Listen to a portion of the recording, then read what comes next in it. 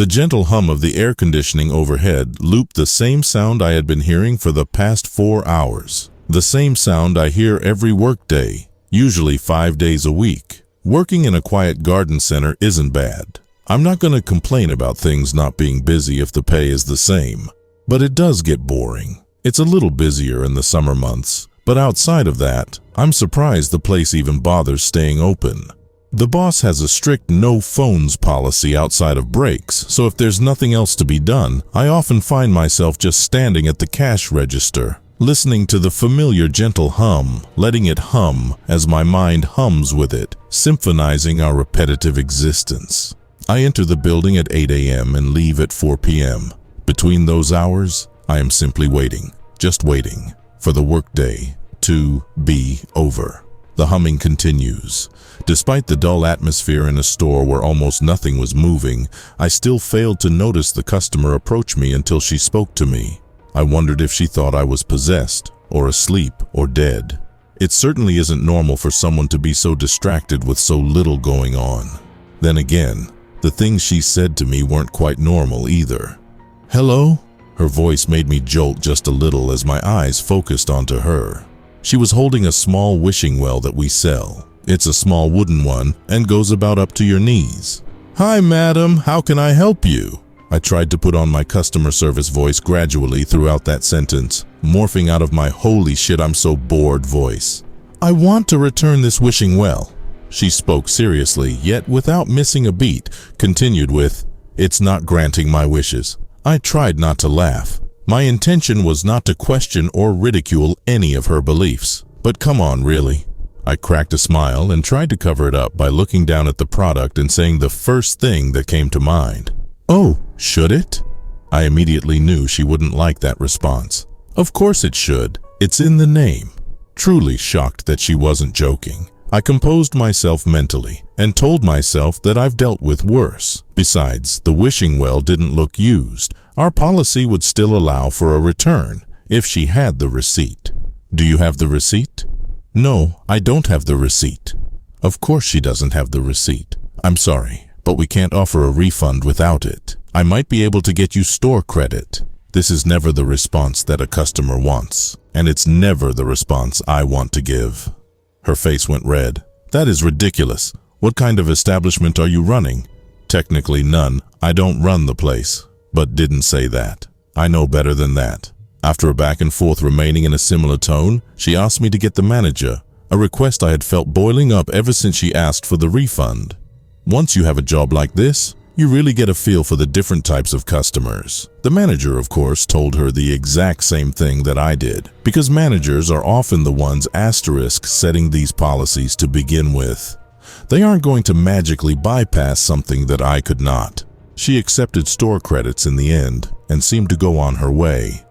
"I wonder why she's returning it," my manager wondered aloud. "She didn't mention to you? She says it's broken because it doesn't grant wishes." My manager chuckled as he walked away, presumably thinking I was joking. I didn't care enough to correct this thought. I stared at the well as the gentle hum became centered in my brain again, being disrupted by the woman's return as she slammed a new well onto the counter. "I'd like this one." I contemplated telling her it still wouldn't work, but I knew it wasn't worth the hassle.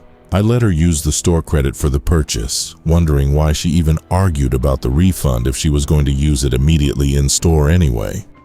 This continued every day for weeks. Sometimes she would come in with the previous wishing well, asking for a replacement. Sometimes she would come in empty-handed and buy a new one. We eventually stopped allowing her to replace them, suspicious that she might be secretly harvesting material from each one for some kind of money-making scheme. We never found any evidence of this, however. Each return did visibly appear to still be in good quality. With each passing day, she'd come back, looking more unkempt than the last. Her hair became thin, her skin developed patches of gray. Her clothes became the same time and time again, showing no signs of being washed. The smell became unpleasant. Sometimes she would have emotional outbursts, yet other times she seemed emotionlessly calm. It got to the point that she wouldn't even speak. She'd just throw some money on the counter and pick up a well on the way out, sometimes humming as she did. Even this seemed to deteriorate, as her humming became more of a rattly creak. She mostly stopped looking at me, although her gaze would seem to pass right through me even when she did. Her visits became an eerie ritual, all taking place under the gentle noise of the air conditioning. As the weeks went on, her discolored skin began to stand out to me more and more. She had a limp that developed seemingly overnight. I wish I had called an ambulance or the police, even the fucking Secret Services at that point. She was unnatural. Being in the same room as her felt equal to being in a room alone, because nobody could possibly perceive her as human. She was not the same average lady who argued with me just weeks prior. I began to fear her. The atmosphere at work changed, knowing each and every day that I would have to see her complete this sad, repetitive routine. I felt the contrast when she eventually stopped showing up. My days went back to mindlessly listening to the gentle hum. That was until today, when a man entered the store. As he made his way straight for the counter, I could see his face being unusually sweaty for such a cold day. I wondered if he was in a rush or stressed. It immediately became apparent that the answer was both, as he began describing the strange woman and asking if I had seen her. "I'm her brother. She's been missing for days." He stared, waiting for a response. "I'm so sorry to hear this. She's been here quite a few times recently." "What did she buy?" He spoke sternly, but not angrily. There was a level of concern in his voice.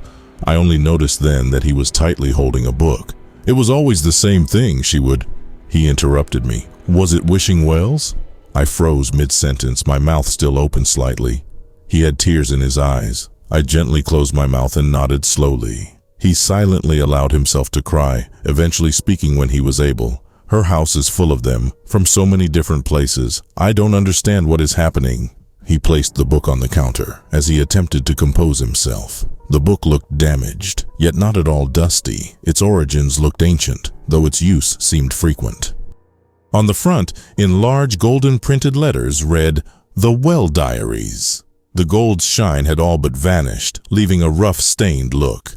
"What's this?" I asked, knowing it not to be the right time. My curiosity couldn't help itself. "We don't know." He seemed hesitant to pick it back up, almost wanting to leave it behind. "It has every wish she ever made. Most of them are, 'Make it stop' or 'Leave my soul.' Some of them aren't even by her."